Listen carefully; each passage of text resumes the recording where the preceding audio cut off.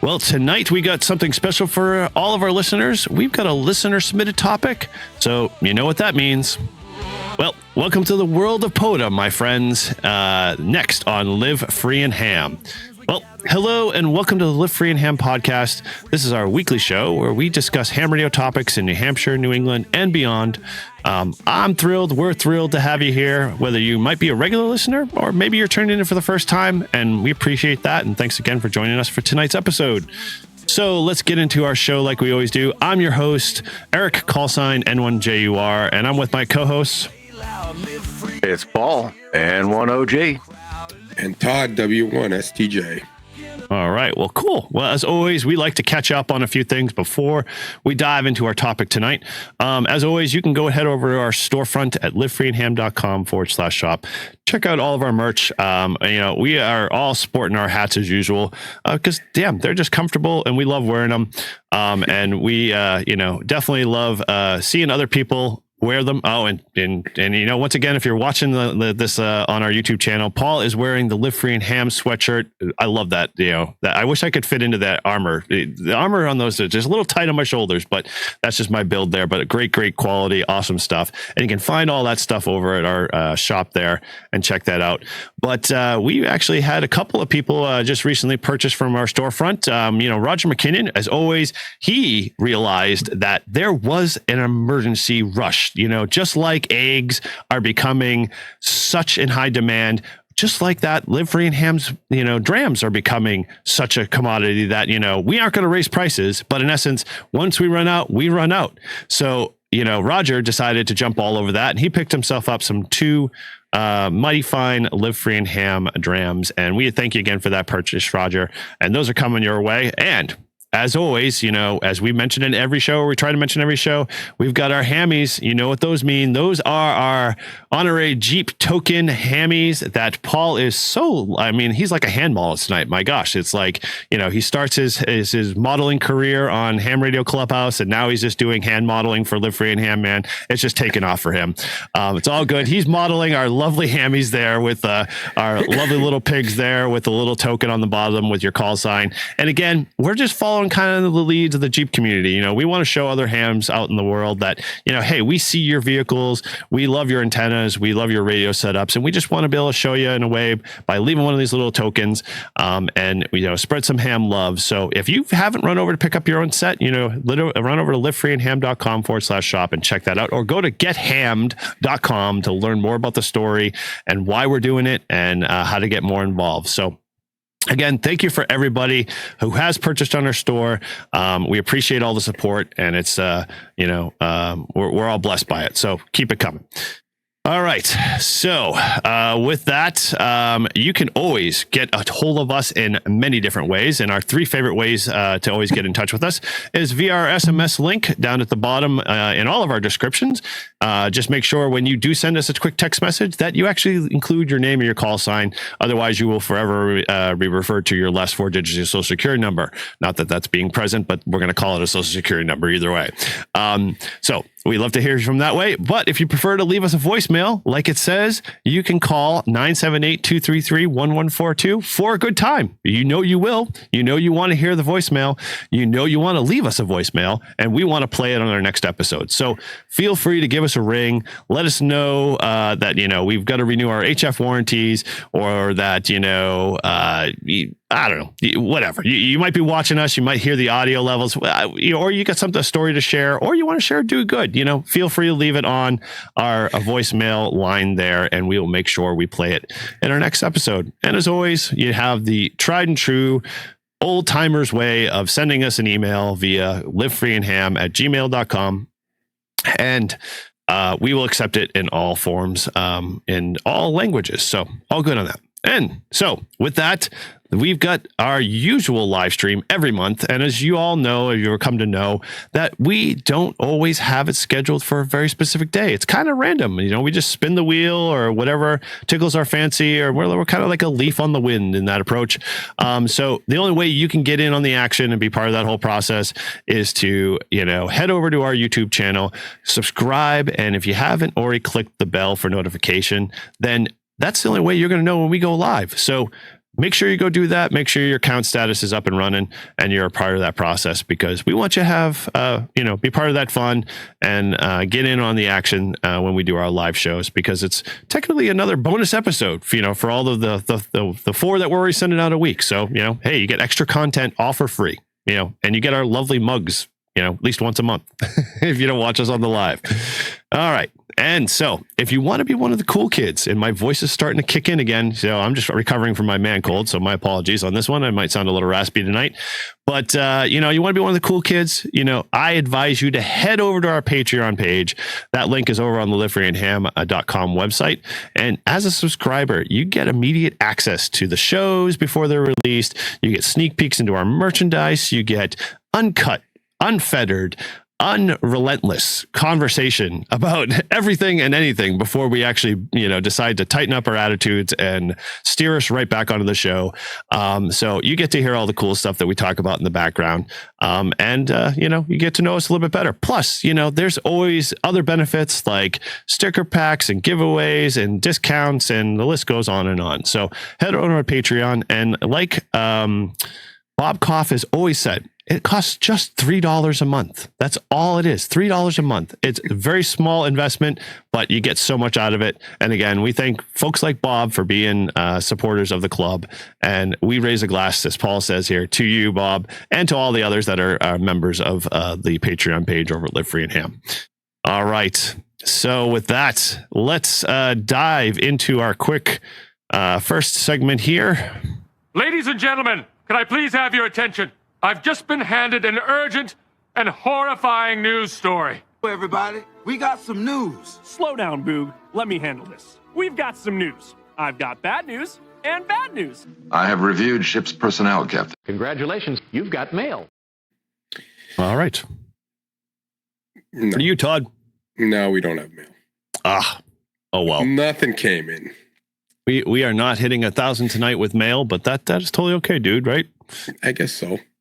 Okay. Well, you could see the disappointment in Todd's voice. In my voice, you can't tell just because you keep sounding like a raspy, wild goat here. But, either way the case, We'll get them next time. we will. I promise. We're no ham radio. Can I see your ham radio? I'm waiting for that one. That's my favorite one. Do you want to see my ham radio? No. But you too can hear about our ham radio experiences by sending Todd something. He loves reading your stuff. We love hearing about it. So get together, put pen to paper. Just us an email. Reviews can be sent via our SMS link, can be sent via our voicemail line. Any which way, it all works. So we want to hear from you. All right. Well, with that, let's dive into our next segment. Doing good. Good. Doing good. You do, that's good. You good? You good? You're doing good. Absolutely, I do. Good. Doing good, Bob. Doing real good. Right now, my only outlet is my ham radio. All right. Well, we're going to speed this one up too, because, I like Todd, we don't have any do goods this week. So, the pot has, gotten a little dry there, and we don't have anything cooking on the burner, so we need your help. We want to hear your do goods. We want to hear stuff going on, and there's always a couple of ways you can get it. You can send us through our voicemail, you can send us through our SMS text, or you can just head over to our website. And if you feel so led to go over our comment form, fine, go use our comment form, but we've got a specific form for you, and you can head over to livefreeandham.com/do good. Click on that form, fill it out, and it'll be sent to all of us, and we'll read that in our next episode. And we want to hear, this is the cool part of ham radio that we all like to share. We all want to hear that other cool things are happening, and we're tired of hearing about the sad hams, and we're tired of hearing about the people that are complaining and bitching and moaning and groaning about how, it isn't the way it used to be, and, why is Spark Gap not coming back, and on and on and on. We want to bring the coolness factor back to ham radio, and the way we do that is we share some of the cool, good stories that are happening in and among, all of our clubs here and all of our friendships and all of our just gatherings. So bring it on. All right, with that, I did forget that last part. Again, if you are the type A, which in this case, we got to have more type A's, send us a WinLink email. and address it only to N1OG, because Todd and I still are working towards getting our WinLink. By the time Todd gets his extra, I think I'll have my WinLink account, but that's just, where I'm standing here. But you can email Paul, N1OG, at winlink.net, I think it is. See, I don't even know which the email address is. Is that right, Paul? I don't know. Okay. All right. Okay. We'll go with that then.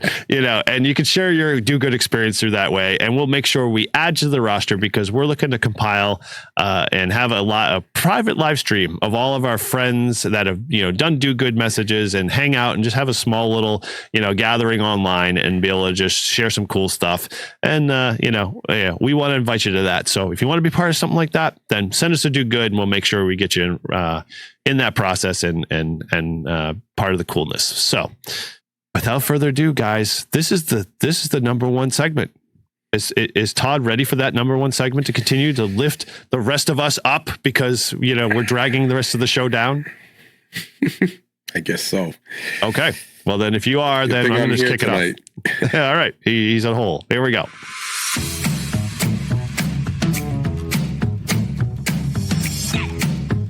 And now, a little something extra with Todd.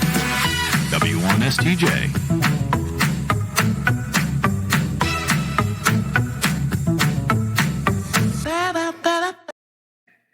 All right. Well, you've heard it here. This is where we help Todd study for his extra class license. And as always, in each episode, we pick 3 questions from that extra class question pool to test his knowledge, hoping he gets his upgrade. So if you'd like to follow along, we advise you to head over to hamstudy.org, which is a great resource to help you prepare for your test, and is recommended by 3 out of 4 volunteer examiners. As always, the ARL is never around for comment, but heck, at the time of this survey, it doesn't really matter. So without any further delay, I'll hand it over to the VE Quizmaster. Go ahead, Paul. Take it away, sir. Uh-oh. Now you're a small little box. What happened there? Demo scene? Wow, weird. Squished you. Oh, all right. Okay. Well, while you're doing that, StreamYard's doing weird things. Surprise, surprise, right? All right. So, Todd, are we ready to move on to sub-element number 9? No, I haven't studied it, but I'll go for it. Ooh, wow. You're going to go for Adventures it? Type. Nice. Well, I haven't even looked at it. I'll give it a shot. I love the positivity. All right. Yes. All right. So then, starting with sub-element number 9, question number 1, which is generally true for 160 and 80 meter receiving antennas? Is it A, low loss coax transmission line is essential for good performance? B, they must be erected at least a half wavelength above the ground to attain good directivity? C, atmospheric noise is so high that directivity is much more important than losses? Or is it D, all of these choices are correct?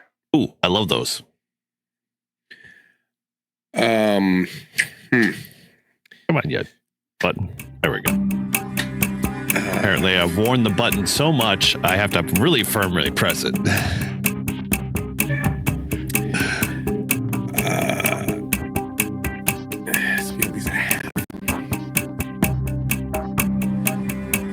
I'm going to go with A. Oh, no, I'm going to go with D. Okay. Todd said A, which is 100% incorrect. Oh! D is also incorrect. Is C, was it?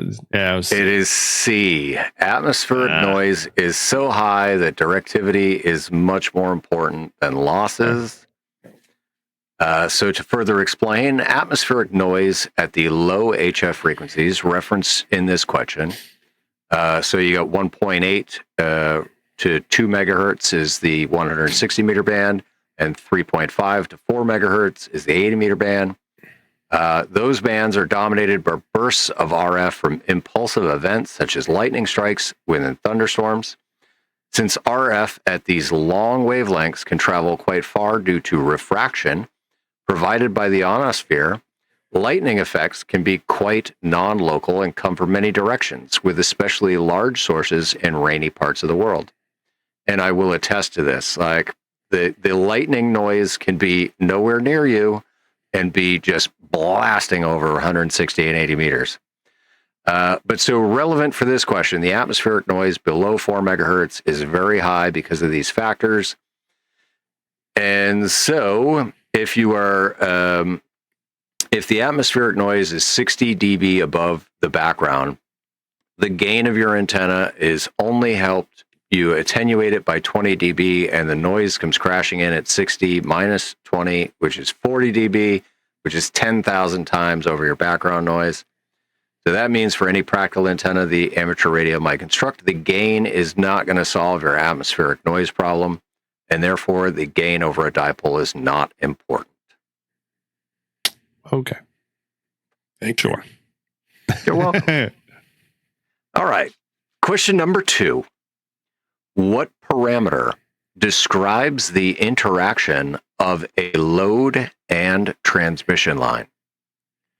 Is it A, characteristic impedance, B, velocity factor, C, reflection coefficient, or D, dielectric constant?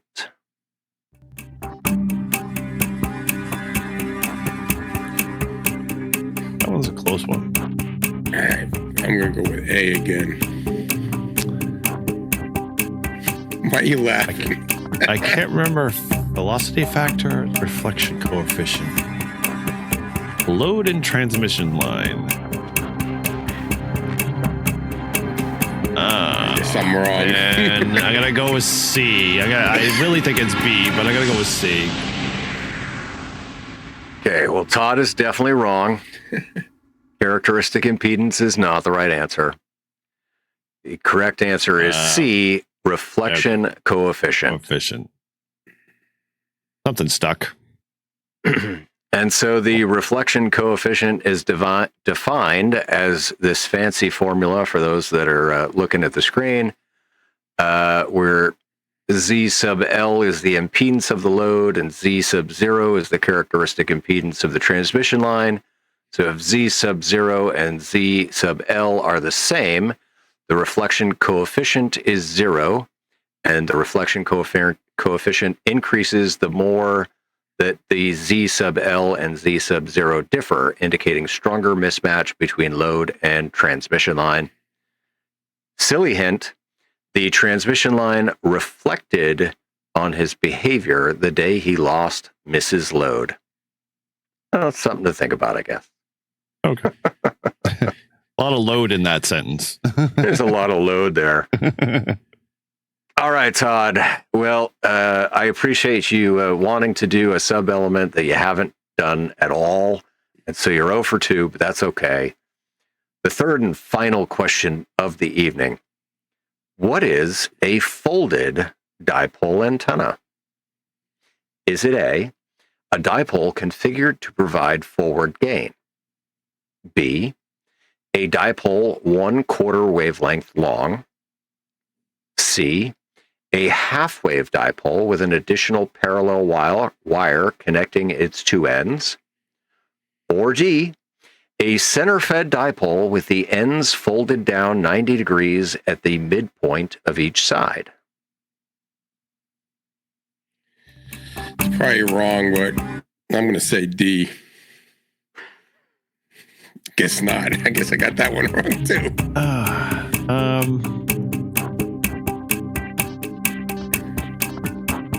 Yeah, it's definitely not A. It's definitely not B. Hold the yeah, I'm almost positive it's got to be D. I don't think that's that far off. I might got it right.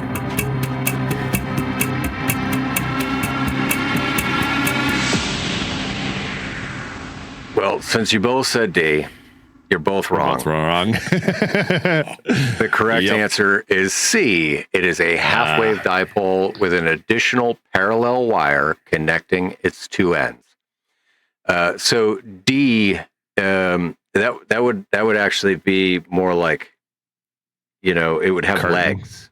A curtain. There you go. Yeah, it would have legs. Hey, I only deal with end fed halfway, so I don't know what you're talking about. So the key to remember that this antenna is 1/2 wavelength long, folded into a thin loop 1/2 wavelength long. So it's folded. Just you got to remember it's folded, and so it's folded in half. So okay, there you go. I think you should give it to me. Yep, I think this is a tough one, but hey, we both scored pretty good. I mean, we know we're equal, so I'm still an extra, but hey, it's okay. I guess I got to be on what sub-element was that? 9? No, 9. Yep. But hey, that's not bad for no studying. I mean, at least you're at the you're I got them all wrong. Yeah, you got but you're consistent. It wasn't like you were a little bit hit or miss. It's all good. I guess it means like if you don't study, you won't pass. I can't even guess right. Exactly. So his statistical analysis is the machine is broken. So, all right, well, with that, so if you're on your journey to studying for your technician general extra class license, then in that case, hamstudy.org is always an excellent resource for both Todd and I and yourself to be able to getting your ticket. So if you've recently gotten your license, you're upgraded, we want to know. We'd like to we'd like to recognize you on the next episode for your hard work and effort. And so with that, I think we actually have somebody we want to recognize on our show today. And Paul, you got that contact, so go ahead and bring that to our attention. All right. So a huge congratulations to Randy Hale, Whiskey 5, Foxtrot, Oscar Mike, who just got his extra class license 3 days ago. So congratulations, awesome. Randy. And now there are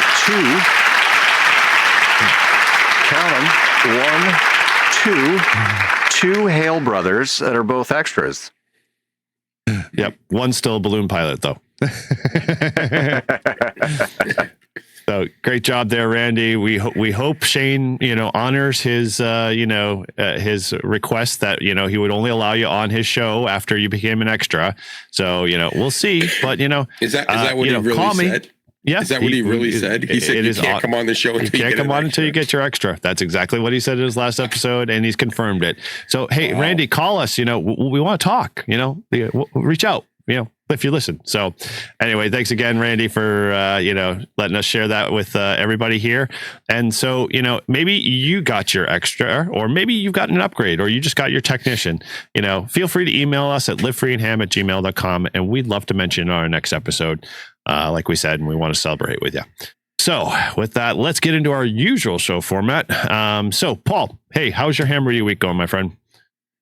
You know what? My ham radio week, while it wasn't filled with a whole lot of ham radio, I did get some really cool ham radio stuff in the mail. Ooh. So, all right, let's see. Number one that I got in the mail was I got a QSL card from Kilo 5 Victor Oscar Papa, aka Ham Radio Prep Paul, who also sent me some Rag Chew Crew stickers, and then the big one, the big one here. So I have a project that I've been wanting to do since the fall. I got an email. There was a couple fairly expensive commercial antennas that were being sold, and I said, wait a minute. I could build both of those antennas for a fraction of the cost of one of those antennas, and with the exact same parts and materials. And so stay tuned to my channel for that stuff. But I'm really, really psyched about the other thing that's in the box. And I won't give a full, display of it. But I got myself a new key. Oh, yes, and I heard about this. So if you're not familiar with the nameless key by Modern Morse, I got my own custom key that was sent to me, and I will reveal the details of what the key looks like in a special video. So I won't spoil it because it's really, really cool. All I have to say is, I love it when a plan comes together. Because you had to pull some really, really, amazing stuff to be able to get what you got there. So I'm impressed, my friend, and very jealous. So looking forward to seeing that video for sure. Even though I'm not a lovely, I would probably, run out and grab another key just to see that one in action, just because, it's such a beautiful design key. Oh, yes. It is very, very well made. I got to say, props to Aaron. Aaron's the owner of the company. He's the one that designed and makes the keys. He is a little bit slower on manufacturing, but it is only because his quality standards are super high. He's a military guy, and so he doesn't shortchange on anything. He makes sure that everything is exactly right on every single key that goes out the door. Very cool. Very cool.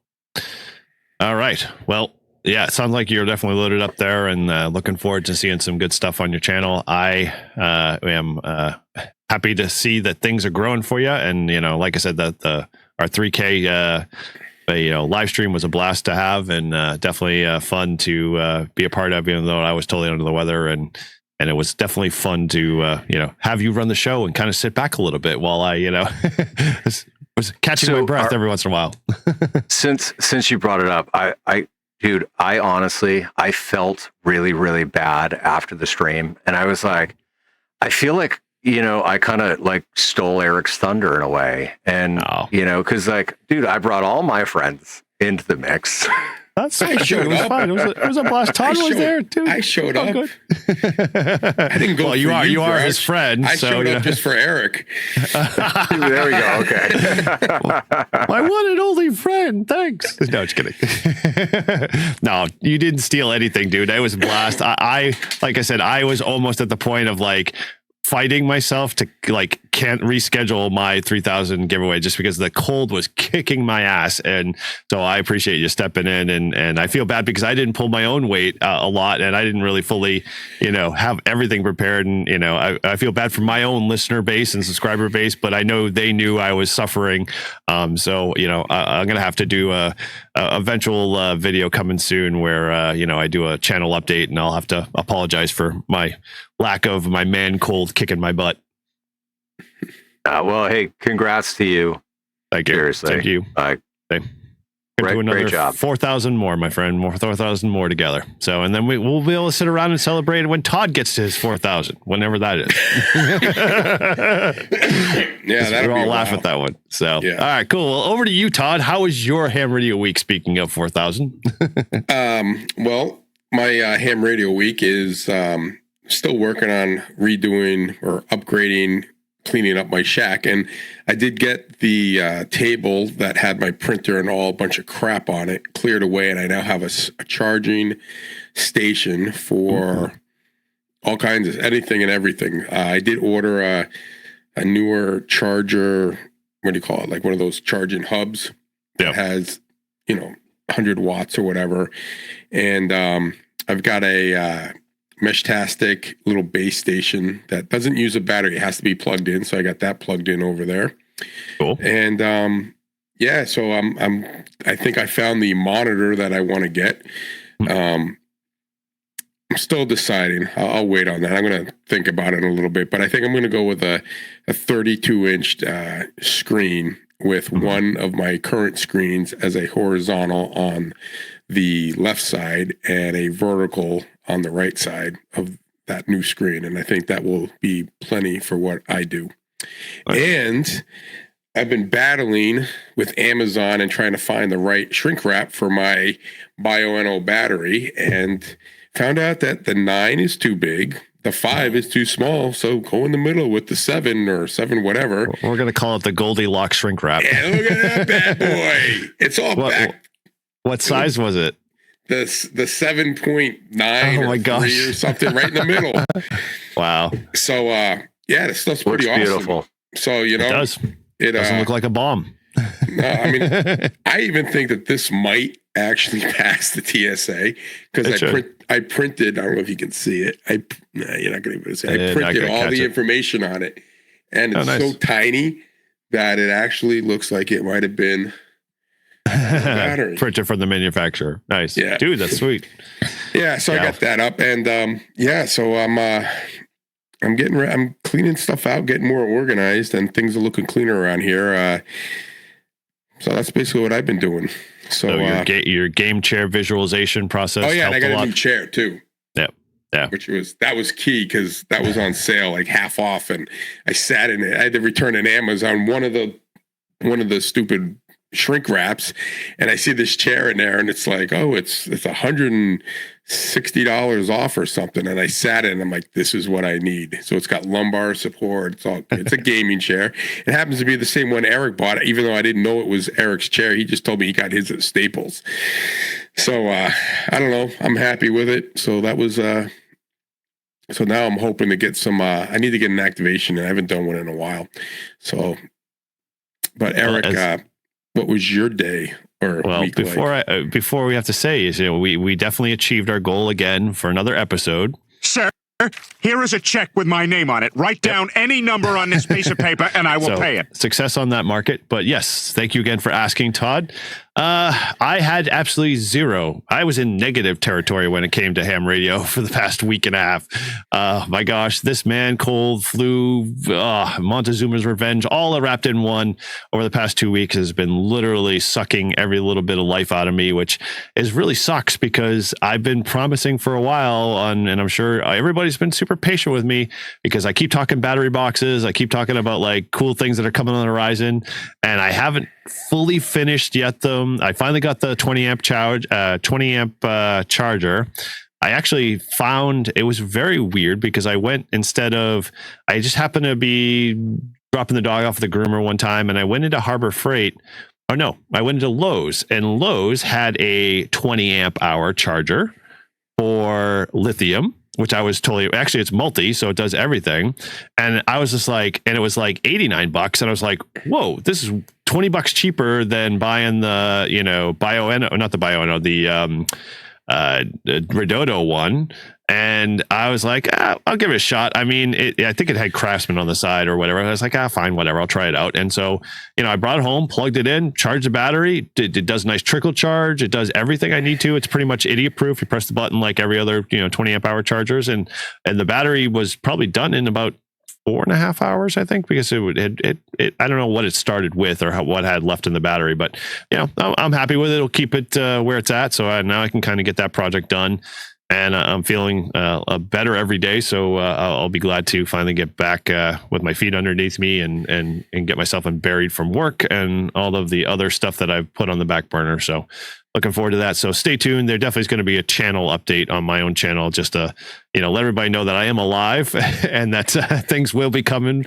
They don't have to feel like they have to unsubscribe and find some other person with better content. Not that Paul's a good candidate for that, but heck, if I can even slide my subscribers over to Todd, if he could publish maybe 1 or 2 more videos, Yeah, I haven't put anything on my official. I couldn't even.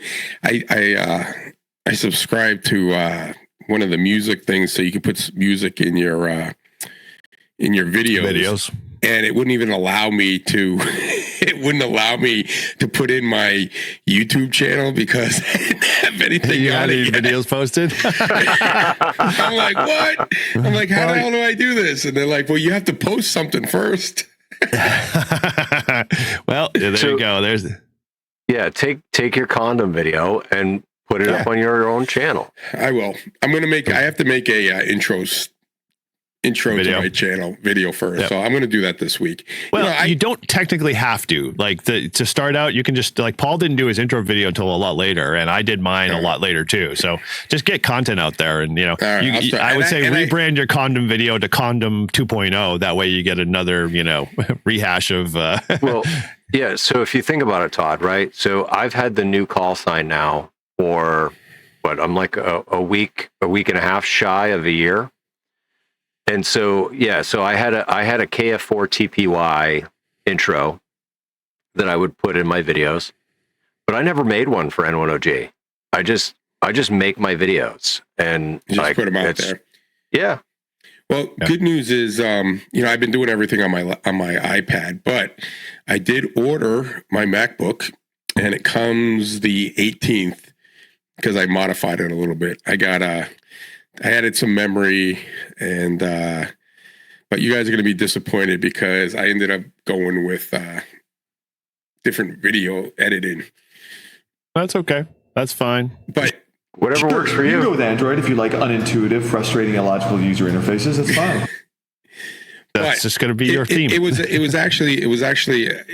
a good deal because it was everything and more, and it had even add-ons so I'm going to give it a shot. And I just threw it on there because it goes into the monthly expense, through there's zero interest if you buy an Apple, and it just goes on your Apple card, and it goes for 12 months. So it was worth it for me. So I would say so. I will have it. I'm heading to California on the 20th. So I will have my new computer, and I have a 6-hour flight. What the hell are you doing? I don't know what my camera's doing. Turns out he's levitating. Oh, yeah, it's like I'm floating away. Ooh, so I'll have plenty of time to learn and play with my videos and try to get some more stuff out. And the reason I'm getting this laptop is because I want to be able to, when I'm sitting around waiting in court or waiting to do something and I can't do my work, I will... Gosh. Fighting put Eric at the kids' table. Yeah. I know, literally, I'm went down I'm 10 years old all over again. All right, well, sorry about that interruption, Todd, but looking forward to I see you like levitating out of the screen. I'm like, turning into a small little, I'm fading away eventually, I'm Ollie North and no longer in existence. But I do want to say something since we're talking about POTA tonight. I was running the net. I run the net every Sunday, which isn't probably the most convenient time for me to run the net since we record this podcast, and sometimes I have to make you guys wait. But the net was short today, and I was the first one on. You guys were coming in late, so I felt good. Anyway, Dennis was doing a POTA activation, and he saw that I had 3 activations on Miller State Park, which is Pac-Monadnock, and I just thought that was cool that he had looked it up. And I guess someone in our club, and I forget what the call sign was, but he's got 14 contacts, all CW at that. So I let him know that across the street now is Temple Mountain. And I said, I haven't gotten that one yet because it's fairly new and I just haven't been out there activating. I figured I want to do it on a nicer day than enjoy it. Covered parking lot. So, it's pretty cool, but made me think about wow, I really need to get back up there because that's one of my favorite spots to activate. There's a great bench overlooking the valley. And one of the times I was there, we had smoke from the West Coast and it was just sitting in the valley and it was almost orange. You guys remember that? When we had that smoke problem, and I went up there and I was above it and you could just see it all, kind of settling in the valley of the thing, and we were above it. But I made some good contacts up there, and it's one of my favorite parks. I think I'm with Paul though. I think my favorite park is where do we Russell go? Abbott. Yeah, Russell Abbott. That spot is just, you can't beat that. That's beautiful there. Let Paul finish kiloing it, then we can give out his existence. But that's a nice one too. Yeah. But anyway, so I thought that was kind of cool because I wasn't expecting that on the net, and that he said that he had seen that I had activated it 3 times. I was like, oh yeah. I think it's even cool. You're talking about Dennis N1IMW, right? Yeah. Dude, that is awesome. He is I have never ever we know Dennis as the old antique guy. He buys and sells radios. He's in that kind of horse traders group that I talked about him about how he would go and he'll go to Nearfest and he'll buy a whole bunch of stuff to sell it so he could pay for the one thing for free. Yep. Never pegged him ever interested in POTA, and he's a big CW guy. I love him. And so I was surprised to hear that's who it was. And that's even better that he's out doing it. And he said, and he's been on the repeater a lot, which I never heard him on the repeater ever until recently. So he's back in the game, and he's doing a lot of ham radio stuff. And Dennis is a great guy. He's very smart, and I've learned a lot from him. So it's one of our members that I look up to, and I'm always interested in what he has to say and what he's got going on. So it was cool. 100% agree. Always good mentor, good guy, and always fun to hear a good story from him for sure. Yeah. So, all right. Well, hey, so with tonight, we've got something interesting. So we may have brought in our last episode, if you heard, we had a listener submitted email. I think it was from Sean, KB1GIY. He had submitted an email to us that I think Todd read on our email segment, and in it he suggested maybe a couple of suggestions around POTA, or what we'll call a listener submitted topic. So it kind of got me thinking. I was like, I hear other shows kind of do this in different ways, and they ask for listener feedback, and we'd obviously do that with ourselves here. But I was thinking, wouldn't it be really cool that if we could, like folks like Sean that might have a topic that we might have glazed upon or talked about that might have triggered a thought, but that they want to share with us, or they want us to elaborate on or dive into, or whatever. And it got me thinking. I'm like, heck, why don't we do this? So what we're going to do, and I'm going to share just Sean's in a second, what his listener submitted one is, but we want to kind of do things, with the help of, our community. So, you can always head over to our Discord, and we'll have a channel over there called Submit Your Show Topics or something to that effect. And I'll leave that in the show notes actually, where the link is specifically, so you can get to it directly. And we're just going to ask you guys to submit your topics you want us to talk about, and what we're going to do is, if we, we get your submitted topics, we'll throw it on a wheel. And, if we end up having some gaps in some of our, regular scheduled programming, stuff like that, or maybe we'll do it once a month. I don't know. We'll see how much we get. We'll submit those to the Wheel of Fish, if those remember the good old Weird Al days, and, all of the jokes around that. But we're going to put all your topics on a wheel, and we're going to spin it. We'll build digital wheel. I don't care, a real man-made wheel. I don't know, but we'll figure that one out. No whammy, no whammy, no whammy, no whammy. Exactly. Well, whack-a-mole. We'll do it in the whack-a-mole approach too. And the idea is, if we pick, or your topic gets picked, we'll send you a free sticker pack. Simple and easy. You come up with a topic idea, we put it on the wheel, and if it gets chosen by the wheel and you win for that week, we'll talk about it on that show, and we'll send you a sticker pack as a way to say thanks for submitting it. So if you've got a couple ideas or topics, so you can head on over to our Discord, check it out. There'll be more links and description details in this show episode to find out how you can post there. And we'd love to see what you guys come up with, topics that we can talk about. And we'll put that on the wheel and, see what we can make out of that. So it'll be kind of fun. So with that, it kind of dovetails into tonight's show. And so, like I said, Sean, he submitted a couple of ideas, but he wanted it more POTA focused. And he said in his, maybe you could have a listener submitted kind of topic around showing how to schedule or announce your activation. And we're talking all around on POTA tonight. Maybe post your planned activation on the POTA website, how you submit your logs, with what software, how hard, some of your hardware, and talk about some of the tricks of the trade that we do. And so we're going to dive in pretty deep tonight with all the stuff that we do with our POTA submissions, how we leverage the POTA website, what some of the tips and tricks that we do, as well as some of the tools that we use that may not be so common for a lot of people that might be just getting into POTA, or maybe you've been in POTA for a while and you just never heard about these tools. So we're going to share them with you. We're going to make sure we got links to those in the bottom of the description in the show notes. So if you want to reach out to grab those tools, they'll be available there. But so tonight, let's kind of dive in. So I know Paul's been queuing up a bunch of stuff there, and he's all ready to kind of dive in. So I'm going to dive to the chief summarizer in chief first to kind of lead this discussion. Where do you want to start, my friend? Okay. Well, let's start at the beginning, which is the beginning. Getting to the POTA site and setting up, right? So for me, when I get to the POTA site and I set up, the way that I log is going to depend on whether or not I have cell service. If I have cell service, 100%, I'm going Polo, ham2k Polo, and that's going to be my logging. Because when you have cell service, it's just, it's a very, very well done app where if I'm doing a POTA, it shows me the park that is near me. If there's a twofer, I can add them both in. If I'm doing a combination POTA soda, I can do that through the app.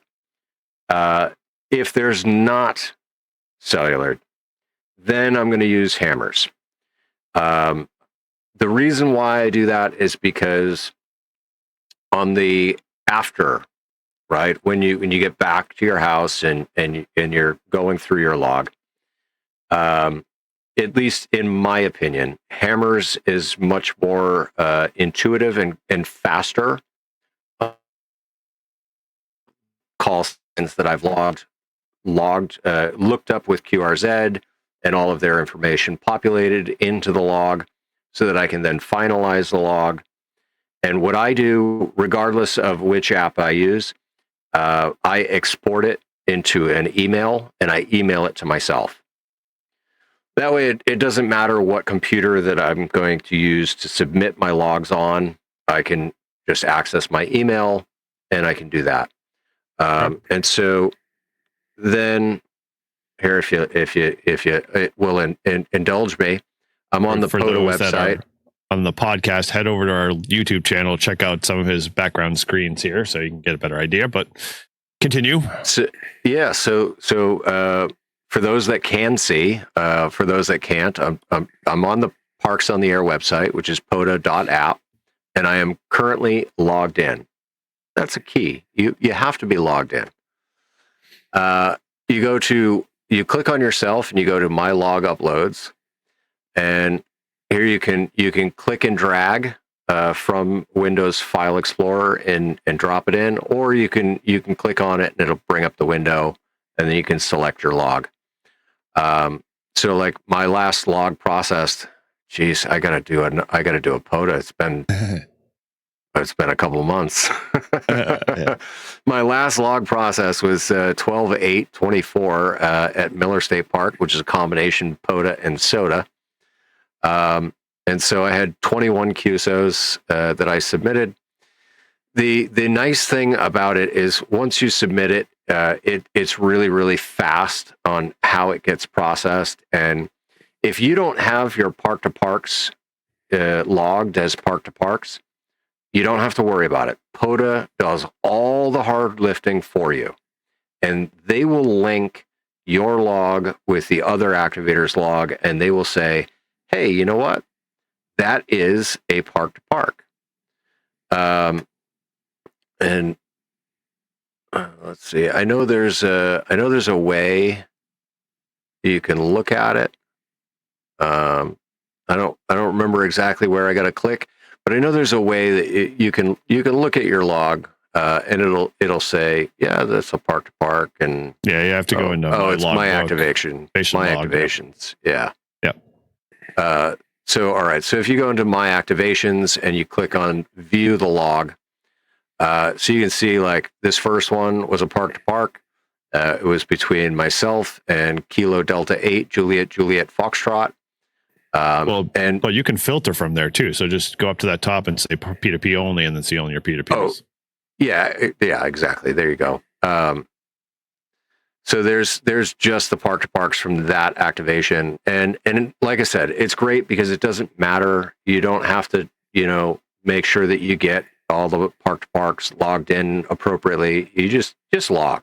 Okay. Don't stress about it. Just log.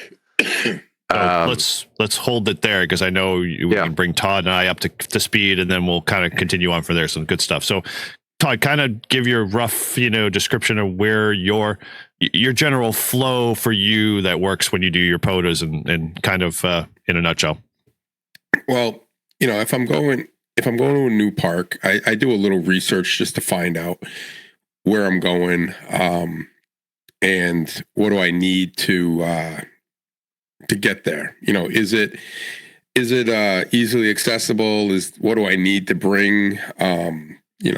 All those kind of things taken effect. So I look up the park. I go to the other activations. I read. There's normally when you go to the park website or on POTA, there's an information sometimes a link to hours, costs, if there's any costs to get in there, etc. And I do most of this when I'm traveling.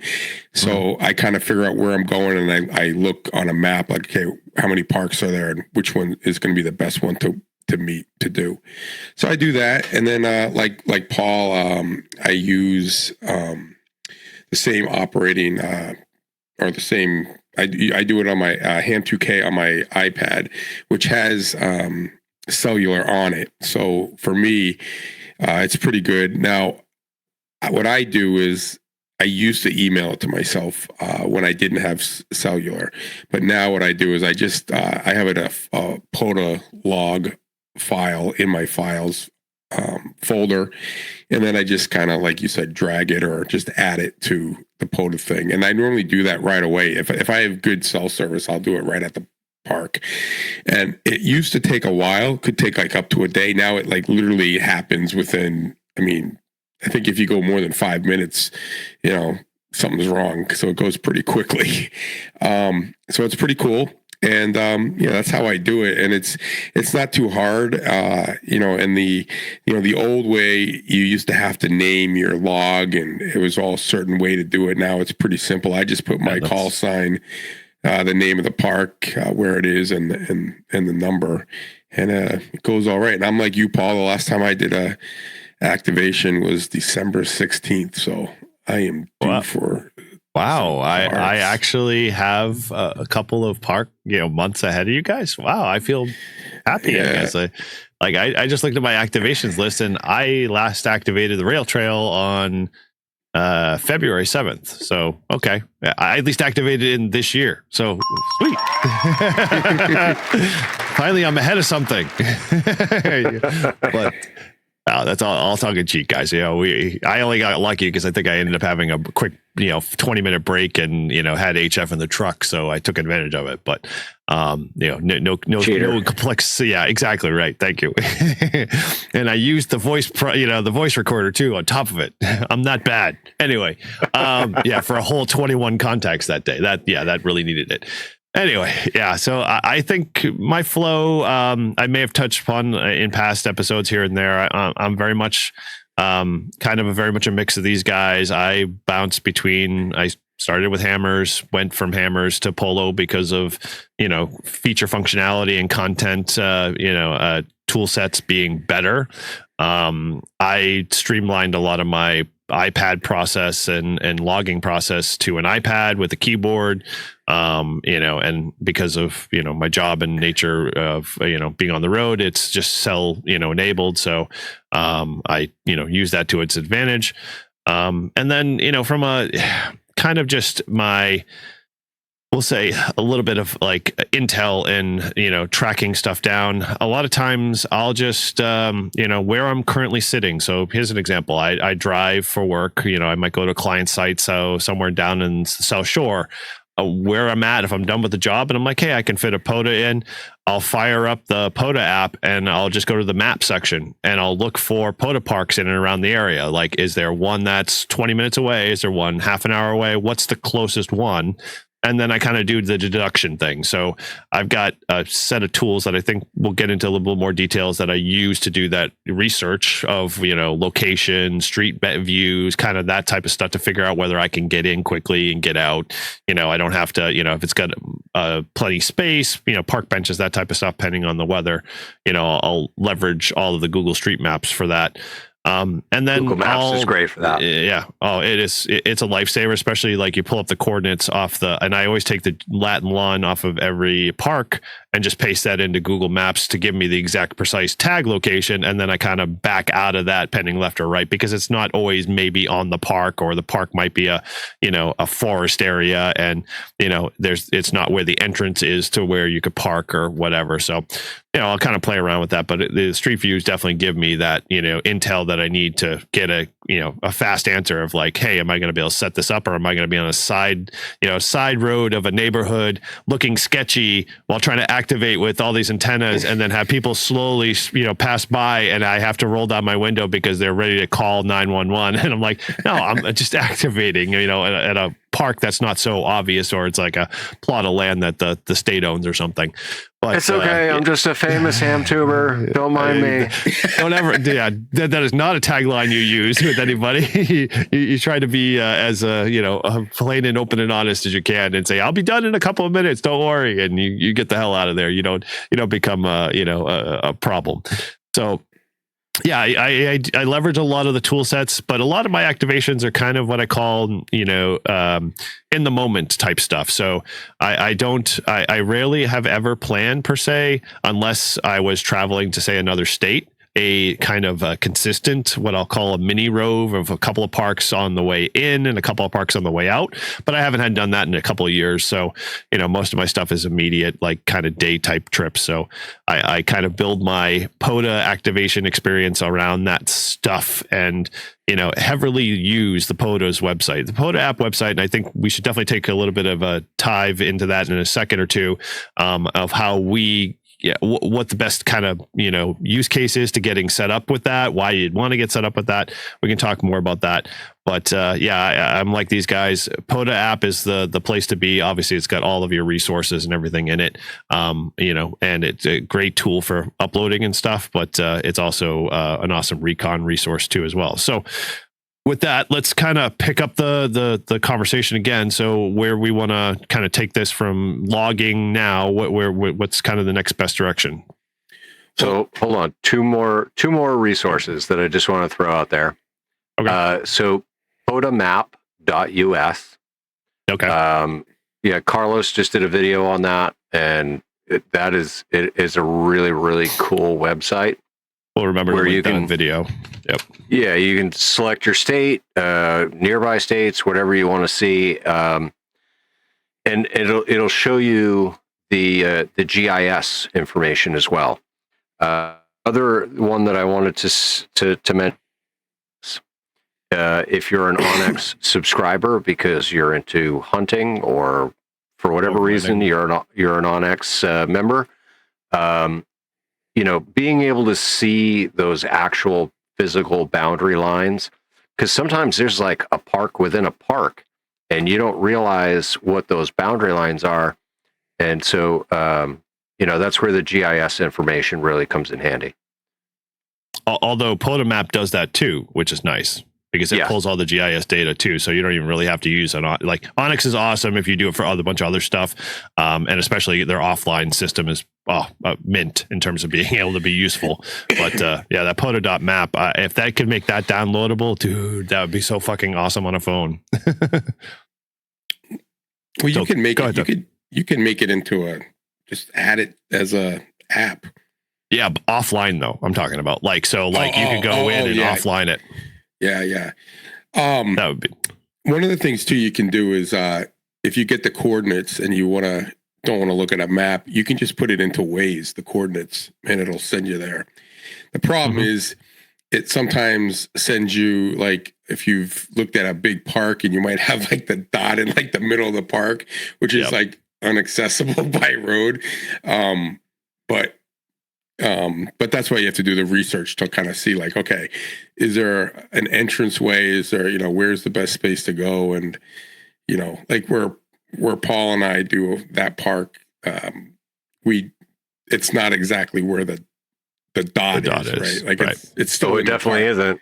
That is a very hidden little entrance to a separate part of the park, which is awesome. So again, you got to be creative and look into and explore it a little bit. So, now, but on a sidebar with that though, if you're looking on Google Maps and you use the lat long off of the POTA site, you can actually, like, when you get to Street View and you find the entrance, you could just put a dot there, get the lat long for that, and throw that into Waze, and that'll bring you to an actual location that you can use something with. But you just it doesn't turn you into like a brick wall or a bunch of trees or wetlands in your snowmobile trail. You hear banjos playing while you're driving through the woods, kind of thing. But I mean, I'll tell you, one of the things with doing POTA is I've gone to places I'd never go to. Right? Like I've just seen places that I just would never think to go to, even when I'm traveling or even like around here. Like I'll have to do a trip up north, and I'll have time to kill before my next one. And like I was up in I was up in Warren, New Hampshire, and I had to come down to Hillsborough, and I decided to just cruise out to the Vermont border, and I cranked out a park that was on the way down, but I had like 2 hours, and it was only going to take me an hour to get to where I was going. So I had an hour to kill. So it's either sit in a parking lot and wait or catch a park on the way. And that's what I did. And, had a cool activation. Yeah, that's the cool part of POTA. It's not like it's a scheduled time or a date, right? Or it's you just have to have your gear with you. Like you got to leave your gear in the car, like because you never know when I was pissed because the other day it was so freaking warm out, and I could have gone and done the rail trail at lunch, and I had taken my bag apart because I used it for my trip to Arkansas, and I had the bag in the car, just not the gear. Oh, you did cardinal rule sin number 1, my friend. Wow, you bastardized your own bag. Yeah, never rob from one bag to supplement another. I was just robbing the bag. I guess I have to get another bag. For five POTA Marys and a couple of 10-point contacts. So but it's with that said, it's also really good to go through your bag every once in a while and take everything out and check everything and make sure you have everything in there and that stretch out the coax a little bit. So yeah, if you haven't used it in a while, and I found stuff that I don't use anymore that was still in the bag. I'm like, I don't use this anymore. I don't need this. So. But yeah, so that's like how I do it, and I think everyone does it pretty much the same way. But those of you who have never done POTA, I challenge you to give it a shot because it is a blast, and you will get addicted to it, and you will want to go out all the time. And you don't need a lot of time to do it. If you're out and about, you could get something done in a half hour, an hour tops, depending on the conditions. So. That's not totally to slam those guys that love going out for 4.5 hours or have the bandwidth to go out for 4.5 hours. Yeah. But, like us, we all leave busy lives in some form or fashion. So we just need to call the POTA dogs and just go out and do stuff. And that usually takes an hour or 2 tops, although sometimes it's stretched to 4 hours because we're like, I don't want to go back to the world. I'm happy where I'm at. I'm sorry. Yeah, I find that once I'm there, like I have to set an alarm on my watch it's time to leave because I'll forget what time it is and I'll miss the whole day. And I'll be like, oh, hey, Todd, where you been? You missed that meeting you had. Important meeting. Oh, shit. Yeah, I got caught in another meeting. A lot of communicating going on today. That's the most efficient form of communicating. So to touch on one of the things that Todd said, right? If you've never done a POTA before, I would highly encourage you to reach out to somebody that that has done POTAs before and go with them for at least 1 or 2. And if you don't have somebody like that, but you've got a park that you really like, it's nearby or whatever, and it seems like it would be really ideal for you, on the POTA page for that park, it'll list the top 5 activators, and you can click and you can reach out to any one of them. Throw their call sign into QRZ, send them an email. I've gotten emails from people that have asked me questions about different parks that I've been at, and I'm happy to answer those questions. So you never know, you know what I mean? So just don't be afraid to reach out to somebody that's, familiar with that park because they've activated a number of times and say, hey, would you mind walking me through? I've never done a POTA before. I want to activate this park. Maybe they'll invite you on their next activation. You never know, Yeah.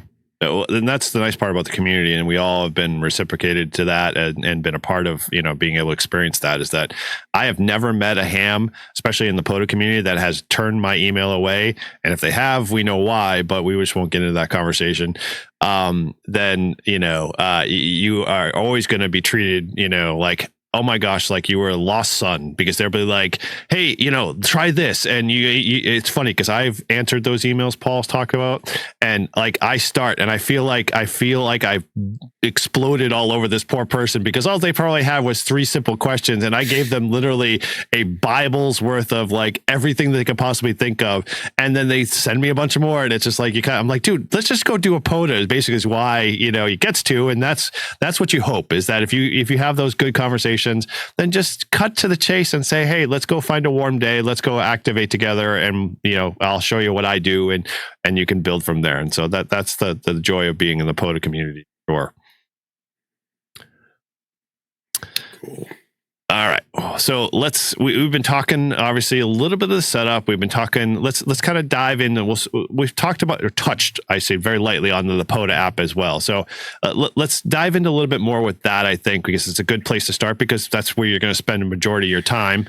Paul alluded to some of the features in your profile and whatnot, but let's back the train up a little bit. So if you've never been in POTA, you've never done it, there's nothing, you don't have any idea about it, or maybe you're just hearing about it in your club, and maybe 1 or 2 people do that, and they all say just go up to the POTA website and register an account. Well, the first question is like, why would you want to do that? Well, it's kind of important because it gets you a free ticket into the community. And 2, it gives you a lot of great, cool information. And so, Paul's got his screen up here. So let's kind of dive into a little bit of just his profile. And, so once you've got your account created, and the only tidbit I'd throw in there, because Paul alluded to it when we were in offline, was don't use your Facebook email. Use just a generic email. That way, for whatever reason, if you have to recover, you don't have to be reliant on some stupid service like Facebook or whatever to be able to set it up. Just get an email account that you have access to, and set it up that way. You won't get spammed. I have never gotten any emails from the POTA community whatsoever on soliciting anything, and so that's the nice part, is that you won't get any more emails except from people that want to reach out to you to talk about, an activation, or, confirm a contact or whatever. So Paul, go ahead, kind of dive into a little bit of the profile there, and talk about some of the fun things that, they may be interested in and wanting to get involved in. So a couple things of note, right? When you are setting up your profile, the profile picture. So you can see mine is it's a picture of me from Winter Field Day in 23. That profile picture is actually pulled from Gravatar, and that's kind of an old. It's kind of old, a method of generating profile pictures, and so that's that. I changed that picture in Gravatar because that's how the POTA website pulls it up, and they're working on changing that. Yeah, they are. It's just been a while. Took me a while to figure out how to get my picture on there. Well, yeah, there are a couple of videos out there, and I'll try to dig those up and throw those in the show notes, where people have been able to change their Gravatar icon, and it's not terribly hard to do, but it requires a couple extra steps. But yeah, if you're the person that wants to put yourself out there, that's a good way to do that. Paul's got his a shot of our Winter Day Field Day photo there that was a really good one of him. I can't see Watson in there, but he's further down. Mine, I can't remember what my POTA. I've changed it twice at least. I have to go back and look at my profile. I'm doing it now. Oh yeah, I know what this one is. So while you're pulling that up, I just want to mention one thing. So once you create your profile, you're actually going to be surprised, and you have probably hunted POTA parks that you didn't realize, and so while you were logging those contacts, they were logging those contacts and submitting them to POTA. And so once you create that profile, it automatically links and syncs with all of the activators that have said that they've already made contact with you as a hunter. And so you might have a whole bunch of awards listed just by creating an account and hunting those parks that you've made contacts with in the past. So you might be completely surprised to find you create an account and you go, oh geez, I got bronze hunter, silver hunter, gold hunter, platinum hunter, diamond hunter, sapphire hunter. Arizona agave hunter. Like I've been hunting a lot and I didn't even know. And Rubio hunter, Wichita Mountain goldenrod hunter. Yeah, I mean, there's a whole bunch of them. Like more of my awards are hunter awards than I have activator awards. And you just, like I said, you won't know until you create your profile.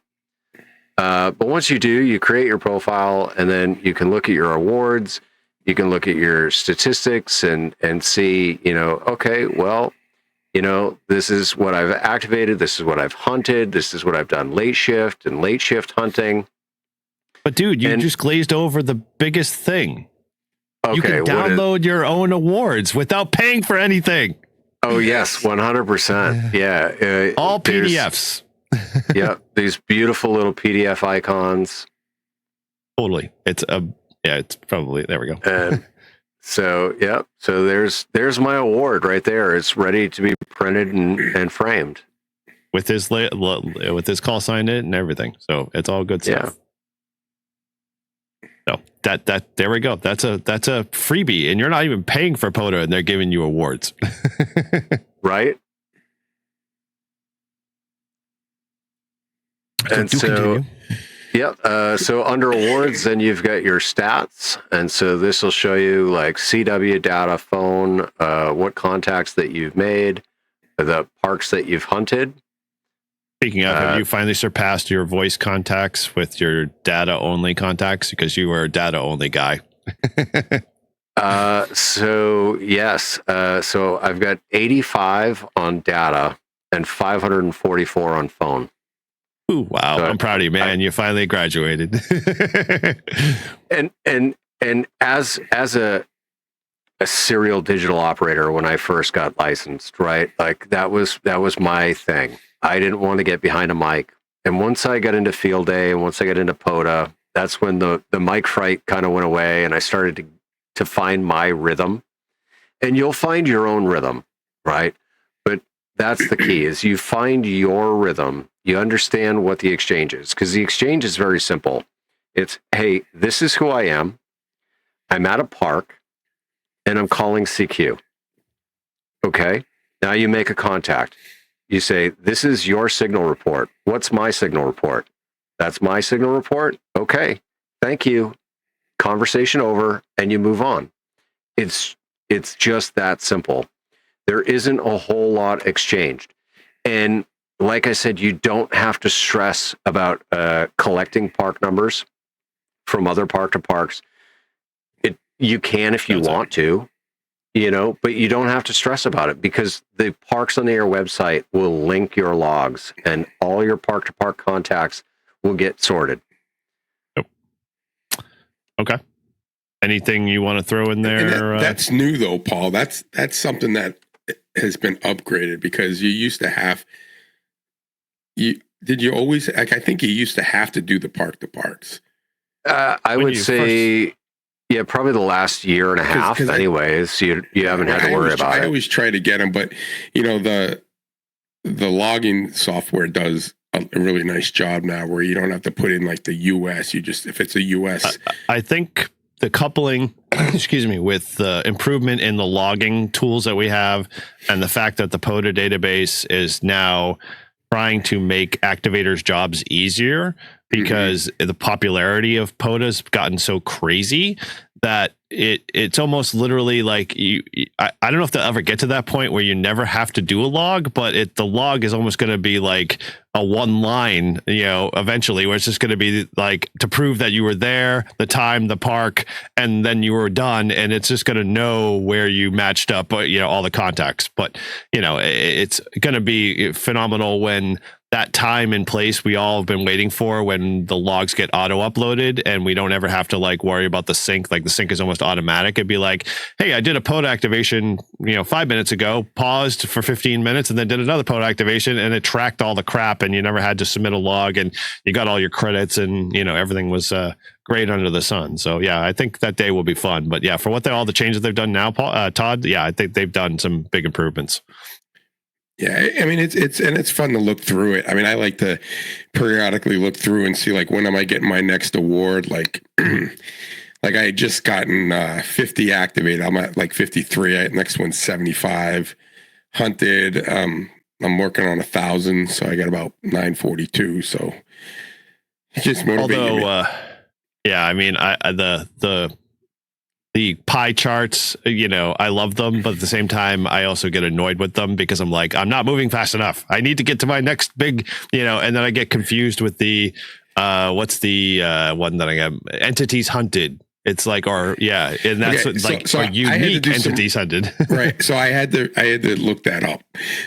So entities hunted is like a new place that you've made contact with, like if you picked Zimbabwe, right? If you've never worked Zimbabwe and you got park to park on Zimbabwe, that would be or entities activated, meaning that also parks you've activated that aren't the same ones you've done repetitively. Right. Yeah, it gets confusing. Yeah, it does. But you don't have to worry about that because it just does it all together. It does it for you. And like I said, if you don't look at it a while and you've been doing a lot of hunting or whatever, you go on, you'll be like, oh wow, look at I got like I remember I got like my first, like you told me that I got my first award. You're like, hey, you got a couple awards. I'm like, I did. Yeah. You were like, oh my gosh, I got on the board. Yeah. So and going back to what Paul said a while ago when he was saying, like, if you've never done it, go with your friends. I remember Eric, when I got my general, Eric took me to do my first park, and I was really nervous and screwed it all up. But then the second time, he like met Paul and I at the parking lot. We got there before him, and I'm like, "Do you know what we're supposed to do?" He's like, "No, not real." I'm like, "Did you bring any gear?" He goes, "No." He goes, "You?" I'm like, "Nope." I'm like, I think Eric's going to show us what to do. And that was a cool activation that the three of us did. And that was like, all right, now now this is good. And then it just kind of blew up from there. Yep. So definitely try to get out there. And there's got to be people in your clubs that do POTA, because we get more and more in our club every day. Well, even if you can't find a local club that does it, like I said, Paul mentioned, go to the parks that you want to activate near and reach out to those people. I guarantee they will take you on a run. And they'll show you how to do it. So, and if they don't, call us up and we'll make sure we put you in touch with somebody that will help you get into POTA, because that's how serious we are. Simple as that. Yeah. I'm willing to travel. We don't. Well, Todd will travel, but in essence, we follow the national standard. No POTA left behind. So this is how we're gonna deal. So this is we'll lay that down there for you going in advance. So don't feel like you have to, be freaked out about getting a hold of somebody. We'll help you out there. So just reach out to us at livefreeandham@gmail.com or hit us up on our Discord, and we'll make sure we link you up with somebody to get you roped in. All right. So I think it's a good start there. Anything kind of in the, your POTA profile that you kind of want to bring to attention that, you found that was useful for you? I mean, we glazed on some of the awards and stuff a little bit, but any of you guys want to throw in on that? I think the spots, okay. So one of the things before we get to spots. All right. Just one quick thing. So what you're looking at is my park to parks from the Rhode Island activation when I did the beach activation in Rhode Island. One of the contacts that I made was with VE3Z Juliet Charlie. And if you can see on my screen, I've got him in my log 4 times. Now, the reason that I have him in my log 4 times isn't that I logged him 4 times. I logged him 1 time. However, he submitted 4 different logs because he was in a 4-for situation. And so if you are within 100 feet of another park boundary and you are activating that park close enough to another park, then you get credit for both. And sometimes that can be, up to 4 or 5, depending on your location. I know DC is a big one for that. But so you don't have to, on your end, worry about logging that contact multiple times. Because once you log them once, your logs are going to sync. If you are doing a 2-for or a 3-for or a 4-for, whatever the case may be, all you have to do is duplicate the same log and resubmit it under the new park. And so you don't have to go through a whole lot of process of creating a separate log for each park that you're doing, because all you got to do is duplicate the log. And I think we're going to get into that stuff, but go ahead with the spotting there. Just real quick on before touching the spotting, that the reason why you got 4 in there is because he was in a twofer. You got one contact for him as a hunter, and you got the other one as a park to park. So you didn't get 4 because he was at a 4fer. He was a 2fer because you got 2. You for every park to park, you get the contact for the individual, and you get the park to park. Okay. So that's why that's a trip that a lot of people don't realize, is that when you hunt park to parks first, if you're looking to get to 10, that's the fastest way you can get to 10, because for every park to park you get 2 contacts, basically the hunter and you get the park to park. And if you have 2 operators, then it gets really then you get a 4fer. It kind of starts to multiply pretty fast. You already activated the park. You're like, what? Yeah. And so, if you're a group and you like to go out and activate a park and you have 8 people, you can imagine how long that might take to get through, but at the same time, how quickly you get to 10 very fast. So, it's kind of one of those things. So going on the spots. So the reason I brought that up is, if I have time, what I like to do is get to the park, set up, and look at the activity. And then, like, let's say I'm just doing 10 meters, and let's say there's 15 guys at 10 meters. I just start at the very bottom, let's see if I can first hear them. If I can, I call CQ, or I call back to them, try to make them, and I'll go all the way down. Okay. Once I get done with that, then I find my own frequency and then call CQ. Now, I got a question. Are you doing that in like the Polo apps, or are you doing that on the POTA app page? Well, you can do it on the Polo app, but I have like my phone, and I just go through, and you can also do it on the Polo. The Polo app, you can do it. You can see it. So normally I'm just doing it on the phone, but it's on the Polo app as well. And I just go down and I see what's spotted, and I just turn the dial, start at, the low end and go all the way up to the end, see how many I can get. I might get 2, 3, or 4, whatever. Then once I do that, I go back to my own frequency and I call CQ, and then I'm just looking for people to call me, right? Yep.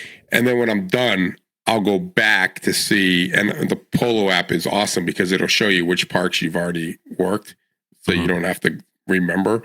And then I'll go back and try to hunt again, for park to parks. And the benefit of, if you're at a park and you're hunting, or you're hunting parks while you're at the park instead of just calling CQ, is a lot of the activators want the park to park, so you might get called ahead of someone that's been trying, who's like sitting in their shack just calling. So although that's getting a little less now, I find, but anyway. But it still happens. But then you get what you want, and then you get and they're going for the statistics, right? Like the park to parks, they get an extra hunted park as well as the activated park. So it's all fun, and like I said, it's just the way I like to do it, just to kind of ease into it. And then at the end, they kind of like see if you can get any more contacts before you leave. Now, I can't always do that, especially like when I only have an hour. So I'll rush through it. Normally, I just call CQ and see what's happening. And then if I don't, maybe I'll try to hunt. And I'll do that before I switch bands too. So if I'm going to go from 10 to 20, I'll start on 20, I'll go hunt and then call CQ. How do you use the spotting page, Paul? Or do you spend much time on it? Yeah, no. So I do very similar to Todd, where I'll use the spotting page, and I will sort it by frequency. And I will start at the bottom of the frequency, and I'll tune. And if I can hear them, I'll try and work them. If I can't hear them, I'll move on. Yep. But yeah, I always start my activation the same way, where I go through the spots. I start at the bottom of the band and I work my way up. And then I'll go, okay, well, the band is good. So I'll find a hole and all right, now I'm going to spot myself. And I'll say, okay, now I'm calling CQ, and I'll call CQ. Mm-hmm. Okay. Yeah, I find similar kind of format, a little variance on me. The only time I ever really use the spotting page per se on the POTA.app site itself is when I'm usually at home in the shack and I'm hunting. I'll log in, I'll kind of just scan the overall, frequency list, filter stuff through and see if I can find some call signs I recognize, just so as I like to work those guys and gals out there as much as I can, just to give them the credit, but at the same time, kind of test my home system. But when I'm out like these guys out in the field, I do a lot like Paul already described, filter by frequency, and I'm doing this in HAMRS or I'm doing this in Polo, and doing it on the spots tab. So if you're not familiar with those apps, they have the same spotting filtering capabilities that you see on the POTA.app website in those apps directly, so you don't have to worry about it. And you can actually access the contact data to filter to your log when you want to work a park to park. So it's just a couple of taps and you're off and running.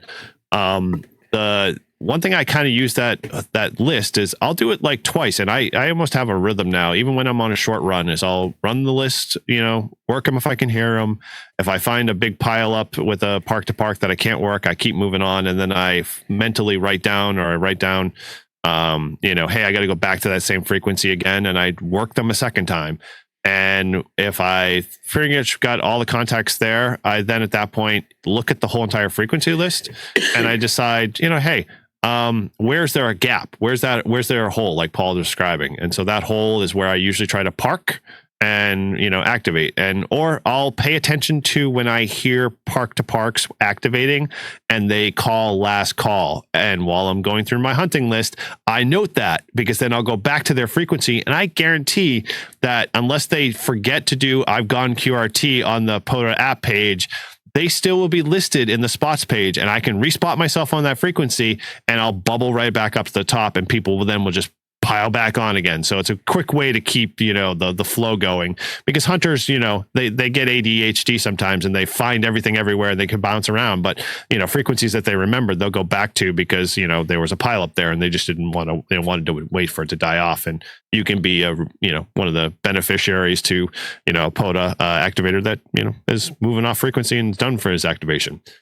Or even ask nicely. Like, I've had a few people ask me directly when I was in the middle of my, he's like, hey, I didn't know if you were going to be on this frequency for a little while. Are you almost done? I'll be like, oh, funny you just say that. I was going to do last call, and I do a last call, and then I hand it literally off to him and introduce all of the hunters to this new POTA person. And, they just pick up the reins and go with it. And it just kind of keeps that frequency alive and moving, at a good, clip. So yeah, that's a couple of cool things on the spotting page. So, we've been at it, and we could probably talk for 5-6 hours on this, and we'll probably have to break this up a little bit, but let's kind of, swing this around, because we touch on bag prep, but I don't want to talk about that because I think we can devote a whole kind of, philosophy structure to that in a future show. So let's put that on the table for now.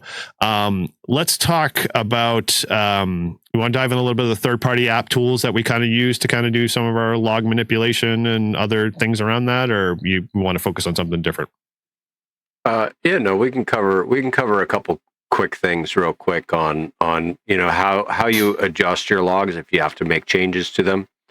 Okay. I personally use ADIF Master. It's simple, it's free. It's fairly intuitive, and yes, it just works. It works very well.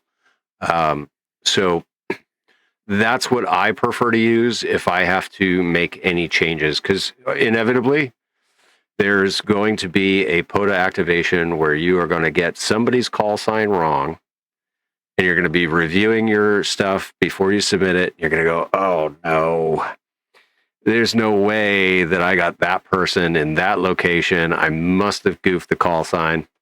For us, right, like Eric and I, we record our POTAs. And so we have that benefit of being able to go back to the footage and go, oh, wait, what was that again?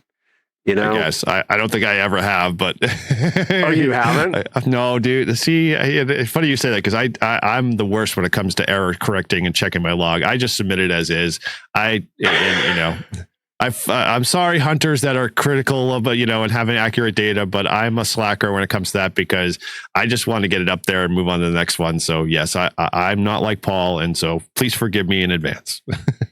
Well, I'll tell you, so there was at least 2 that I had goofed on the Pac-Man POTA soda. Oh, okay. and thankfully I had the video, you know, and I could go back to the video and I could go, oh, wait a minute. Oh, that's what the call sign was. And then I went into ADF Master. I fixed the call sign. Then I submitted it correctly. But yeah, ADF Master it's a great, simple editing tool. It's free. So I highly suggest something along those lines. There are plenty of other options, but. How about you, Todd? Anything third-party tools like that? No, I mean I used ADF Master. It's a great little add-on. Yeah, I mean I really just use the POTA app and then Polo, to log. Polo has a lot of cool features. Like it'll show you all the states and it'll put lines on all the ones you've worked during that activation. It'll show you like obviously the map of like the spread of how things are going. It'll show you how many you've worked. It'll show you how many what your rate is over the last 10 over the whole thing. How many contacts you've been in so many hours or whatever. So it has a lot of cool data. And it also, if you're connected online, it pulls up if you set it up with like QRZ, it pulls up the other guy's information. So it's automatically just gets thrown in there. So you can, it helps with pileups and stuff, and you can really get into a groove and just, get through it as quickly. But, yeah, I mean, that's really the only apps that I use, specifically for POTA. I do use other apps and things for ham radio that I don't always necessarily need for POTA, but really, I mean, between my phone and my iPad, that's really all I need. And I just use the phone as the POTA app and the iPad as the logger. And I just go to town and see what I can get. And, my problem is just putting an end to it. Like if there's someone out there and I keep hearing people, I just cannot quit. It's like a drug. It's like, nope, I'm not going yet. I heard you someone. Are the worst offender of that. I know. I just, it's just because I really don't. Normally, when I leave, I don't want to leave. It's like I have to leave for some other reation. It's like that little, toddler that, is at the amusement park and doesn't want to go anywhere. You're kicking and screaming. Well, I mean, I'd much rather. I mean, it's like, you got to go back to work. Oh, do I really want to go back to work, or do I want to help this poor hunter out there that's just trying to work me to get another park on his list? So I'm not done activating yet. Mom. Cool. All right. Well, so I've got a couple of apps that they're kind of, we'll say, I mean, obviously everything you guys recommended, we've shared and used heavily. I've got a couple of ones that I use on my phone. Ham Alert, I don't know if we had a whole episode. I know I did a whole video series on how to use it. I use that coupled with the, we'll say activations page. And here's the thing, is that if you're somewhat chasing awards, and I do that sometimes, especially when I was trying to get my 50 states, is that I would look through the activations page on POTA.app and find the states that I needed the awards for that had the activations in them. And then what I would do is I trap those call signs in a notepad or something. And then if I found them, as I went into each of their profiles to figure out how much they activate a certain park or something like that, or their, what their status is in terms of how active they are, I'll throw them in my Ham Alert. And then I was using them to be able to actually trap when they were going to, basically do an activation, which helped me a lot because it got me more opportunities to be able to make contacts with them or try to make contacts. The other thing too is Ham Alert also does a nice filtering where you can filter by state too and say, hey, I only want to see contacts or activations coming from, the state of Hawaii or the state of Alaska, and it will, blow your phone up every time there's an activation there. And that method I wouldn't advise because my phone literally would die by the end of the day because I was getting blasted by everything and everyone. Well, I've got mine for Hawaii and Alaska. So you've got yours on park in Hawaii charge. and Alaska, so it goes off a lot. But with my luck, it always seems like it's going off like, oh, I'm driving, or I'm in court, or I'm in a big meeting, or I'm presenting something. And then when I'm sitting there at my desk and I'm just staring at the computer, wishing my day would go by, it's like, ghost, quiet. Silence. But yeah, but ham alert can get, ham alert's good, but it can also get really annoying. I was putting everyone I knew in there. I put like K-Murder in there, and God, that guy's activating like 24/7. I keep getting that FT8. If he's not doing anything, he's doing FT8, and I'm like, holy crap! I'm like, so I had to like mute him. Sorry, Murder. We had to put yeah, you it's like I didn't want to, but man, I'm like, I can't be doing all this stuff. But it's cool. Like I always have I have Paul and Eric in it, so like I know when Eric's out activating, because I'll get the little alert and it'll say, oh, he's working the rail trail again, trying to get past me. Mm-hmm. Yep. So the only other two. The only person I don't have in ham alert specifically has to be a park reference is Carlos, and that is only because when he's doing parachute mobile, like he's not at a park, but I want to know, and so everybody else that I've got in my ham alert, it has to be at a park. I don't give a shit if they're just calling CQ, like I don't care. It has to be at a park. Okay. Carlos, right. He technically could, if he's over, I wonder if that counts. If he parachutes over a park, why not? No, airspace. This conversation's already been had. Yeah. It cannot count. Like he goes over, he jumps over like Yellowstone. CQ parks on the air. That would 10,000 feet. You got to be within 100 feet of the park. Yep. Well, how far? At that point, he's already parachute like 100 feet. He's like got very little time to make any contact before he hits ground. Yeah. So it could happen. So I've got a couple other two apps that I really like. So we used to be heavily tied to that stupid. Remember how when we first started activating, we would be like, oh, what's the solar conditions? And we were constantly always using solar data, that app. And we were always pissed off and aggravated. And we devoted a whole entire show talking about, how to interpret solar data and all that other stuff. I found another site that actually is way freaking easier and couples the solar data and a whisper component to it. And I'll throw the link in here. It's an actual website that I got as a shortcut. It's called HF Band and Propagation, and it literally does it by geographic region, and it shows it by color. So if I'm in a day that like, hey, I'm just like, it feels crappy, I've heard that there's geomatic storms or something like that, I usually pull this app up and it gives me an idea because it's using whisper data with, really like accurate, almost up to the minute, how is the band at this time in this geographic region? And then it couples that with a couple other bits of data. I'll put that in there. It's a really good updated website, and it's just really cool because I can look at it and go, oh yeah, if I'm looking at, like, if I pull it up now, and I wish I could put up my phone here, that if I'm looking at, say, the 40-meter band for zone 5, which is what we're in, it's in basically a black dot with a red box, which basically means the band is hot and that there's more than I think 125 or 50 whisper spots, that it's detected that have very strong signals over some noise ratio, which it's actually listed at the bottom. But ultimately, it gives you really good, like, accurate information. And the reason why I say I rely on it, because I've used it and I was like, wow, I'm impressed. Like, this one time that I activated, I was way better. That, it was used in a place that helped me stay, in good band conditions and pick the right band versus just kind of hunting and pecking. So that was a good app. I always have that on my phone. And then the last app that I've got that I use a lot is called well, the POTA maps is always taken. Actually, POTA maps took the place of that, but the other one was Whisper Watch. There's a bunch of YouTube channels that put that stuff out. If you want to test it, if you have the time, it's a great little tool because you could use Whisper on your phone and just tune to the whisper frequency and use your microphone to, put out whisper signals to see how you get out if you want to test your antenna. I've used that a couple of times. But the one app that I use that I heavily don't, I only rely on because it's a weather thing, is Radar Scope. I bought the license for it. Josh had used it on his website or mentioned it on one of his live streams a long time ago.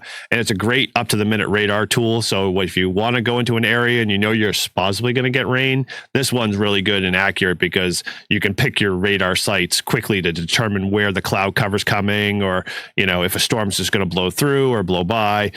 So it's always made my activations a little bit much easier to manage. So I can decide, hey, I'm going to go activate on a park bench, or hey, I'm going to reserve myself and activate from the truck. So, kind of gives me a little bit of a way to leverage my activations a little bit better. So I use those, and we'll make sure those are in the show notes, links there, so you guys can check those out for yourself. So, okay. Any other things we want to talk about, like third-party apps that we want to mention that, we can wrap that section in? Well, if you're looking for Whisper information, like as far as graphical interfaces go, like I don't think it gets better than this. Like, that's pretty cool. That's just Geek Factor times 1,000. Yeah, but that looks so freaking cool. That's all the Whisper data that is currently out there in a ghost-looking format. I love that site. That is a total awesome site. So yeah, well, definitely can check out. Absolutely zero Whisper activity going on in Africa right now. Nothing. Yeah, what I'm looking at. Nothing down at the bottom. Nothing in Russia either. Wow. Or China. Yeah. Huh. Interesting. Nothing in Australia either. Wow. I would have thought the West Coast would be pounding them. Oh, there you go. Just all US based in Florida. Maybe that's the filter you got on. I don't know. It could be it. This is cool. There's some Central America in there, but okay. And Europe. So yeah, we'll throw this out to you. We'll post this in the Discord as well. If you've got some apps that we failed to mention, feel free to throw them in the Discord. We'd love to share them with other people because, it just makes us much better. And like Paul mentioned earlier, the POTA Maps US site is a blast. That's a small web app shortcut on my phone. Always have that available, especially when I have cell service where I'm at. And that is way easier to be able to get all your data in one quick, easy view. So let's kind of wrap this up. I think, if you want to, Paul, you get the maps up there. You got something you want to dive into, or? No, this is just that potamap.us. Oh, cool. Yeah, that's a phenomenal. Like they spent a lot of good work and effort in developing that. So yeah, I applaud them and I say keep it up, because maybe the POTA team will say, hey, we need to just absorb this and put it directly into our database, which would be awesome. That'd be really cool to have one in person. So, all right, well, let's kind of wrap this up as a kind of, all in one kind of, put it in a, bow summary. What would you guys kind of offer as a last bit of, words of advice, to someone who's obviously starting this process, maybe in the middle of it, we'll kind of go from there. And, if folks have more interest, we obviously branch out and we'll throw it in, one of our listener topics that, we can talk more on. So go ahead. Who wants to pick it up? Yeah. I mean, I would just say, if you've never done it and you've got questions, reach out to either us or other members of your club, and get out there, because it's a blast. And, I find it, more exciting because one, it's quieter. I don't know, sometimes in my shack it's a little bit noisy. You go out in the woods somewhere or in a park, there's nothing out there, so it's really good signals and clarity. And you'll work a lot of stations. I mean, in a short period of time, especially if you're calling CQ. There's so many hunters out there that want to work you, and it just makes it a lot of fun. And really, for me, it's basically what ham radio is all about. I mean, I'm a POTA geek. Like it's really the only thing I really like to do when it comes to ham radio. I like the mobile operators or the field operations much better than sitting in the shack. Yep, totally. What do you got, Paul? Yeah. Well, so just to expand on what Todd said, because I completely agree. As a new POTA activator, right? Like, you don't have to worry about your equipment. You don't have to worry about what you need to buy or what you need to have. Like, just find somebody that you can go with.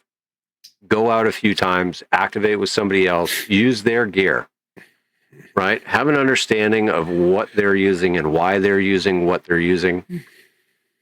And then figure out what's going to be best for you. Because I'll be honest, like you can activate a park very minimally, or you can go as extravagant as you want, right?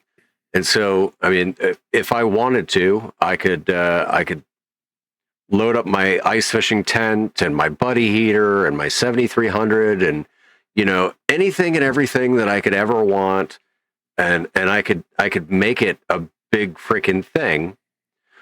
Or I could go out with just a backpack with my radio, a battery, and an antenna and accomplish the same mission.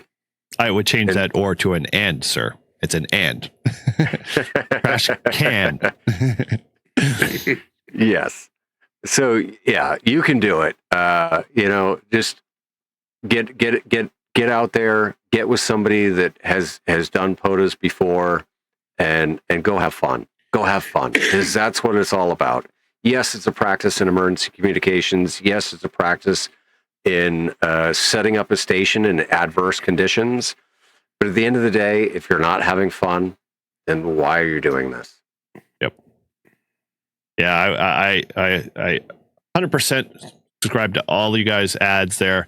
I would say only two things. One, in the mighty fine words of Ted Lasso, don't be judgmental, be curious. Get in there, play around, learn, ask questions.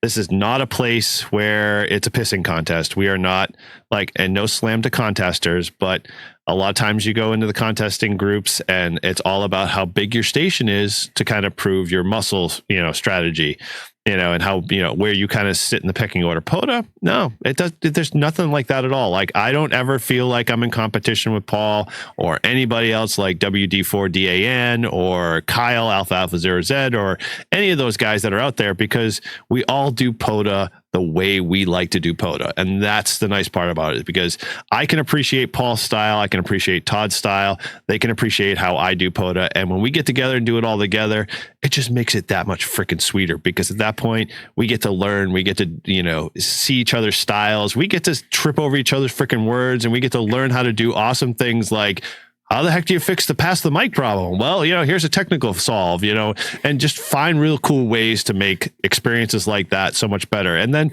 it kind of just dovetails into cooler things like, well, hey, I see Paul's got the freaking cool, relaxed, spring-based chairs. I got to go out and buy, something similar to that, just because I want to be freaking more comfortable. And, all of that stuff kind of builds upon it. So, or when you're doing a POTA with someone else and you just start talking gibberish because you've done it for so long. You just you don't even know what you're saying. You're like, blah, blah. 5 9 9 9. Yeah, I'm in there, but what did I just say? Yep. Yeah. And no one, you get to learn someone's love, we'll call POTA love language there very quickly, on how they handle a pile up to how they handle, the rag chewer when they want to talk about everything and your dog and everything kind of in between. And so it's a very welcoming hobby, and we aim to keep it that way. So if you come up here and fucking things up, we're going to fuck you up, as simple as the way I look at it. So with those words, I say, hey, let's put a bow on this and close this out for tonight. But again, thank you, Sean, right? Yeah, Sean was the submitter there for basically submitting this topic. And so, like we said, head over to our Discord, post there, or, if you got a topic you want us to dive into, and we don't have to be, professionals, professional experts on it, because we'll tell you if we don't know anything. If we don't, then we're going to try to figure out more before it. And, heck, you might be a topic that's not even ham radio related. It might be ham radio adjacent. Who knows? That's okay too. Yeah. Totally. So we're all welcome to all the fun stuff. We want to have fun with you guys, and what better to involve our community like you guys to help shape the shows going in the future. So with that, let's go to the usual ends here. So as always, thank you again for joining and hanging out with us over here at Live Free and Ham. It's a great community, and we truly appreciate everybody here. And we love all you guys and how you support the show, and we can't thank you enough. And so if you want to connect with us, you can always head over to our Discord. We always mention it in every show. We want to make sure, come be a part of that, come hang out, learn more about that by heading over to Live Free and Ham. or checking in any one of our show notes is all of our Discord links, and come join in and hang out in the fun and be part of a really cool community. And you can always subscribe to our YouTube channel. Again, that's the best way to catch us live and learn more when we go live. Make sure you hit that notification bell and check out all that excellent video content because it's basically us in live moving pictures. If you are only a podcast listener, you can check us out there because all our episodes are posted there. And as always, leave us a review. Let us know how we're doing. Share us, a great funny story. Share us about your do-goods and anything in between. And you can do that via our SMS link in all of our show notes, or you can do our voicemail at 978-233-1142. And as always, you can continue to support the show through our Patreon and Buy Us a Beer links. And as all scrolling to the bottom, we thank you for all our Patreon members who have joined and continue to support the show going forward, because without you guys, we can't continue to do this, because there's always some cost and some expense. And the cost of eggs, because we all suck on them, we we got to keep the show going somehow. Anyway, so without that, we list all of our paid members there. So if you want to come be part of that and support the show, you can always head over to our Patreon link. And with that, you can check out our website at livefreeandham.com, or just like men for just like Carlos, just like men. Freaking A. Those guys up north. That's it. I forgot the link already. Anyway, I'll have to go back and dig that one up. Just like freaking A. I can't just remember. like men like Carlos, or just like men, for men like Carlos. That's it. Thank you. Just for men like Carlos. Yes. And those guys up north all bring us to your front door here, and you can see all of our podcasts, live streams, and all of our other content up there. And as always, make sure you check out our latest swag and all of our host contact info at livefreeandham.com. And with that, thanks again, and we appreciate you listening. From all of us, from Live Free and Ham, 7-3. 7-3, guys. 7-3. 77.